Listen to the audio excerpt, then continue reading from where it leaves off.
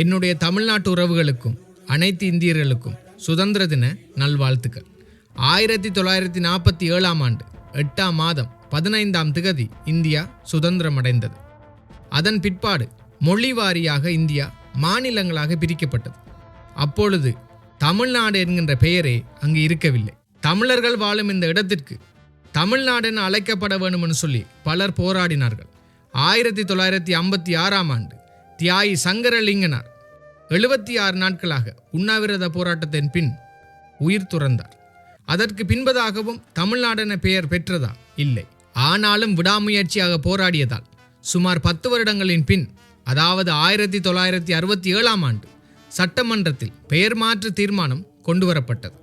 1969ஆம் ஆண்டு தமிழ்நாடென முழுமையடைந்தது. தமிழ்நாட்டின் வரலாற்றை பார்க்கின்ற பொழுது தமிழுக்காக நிறைய பேர் போராடி இருக்கிறார்கள். ஆனால் இப்பொழுது இந்த தமிழ்நாட்டை ஆளும் அரசியல்வாதிகளுக்கோ தமிழ் சரியாக தெரியவில்லையே ராஷாக்களா.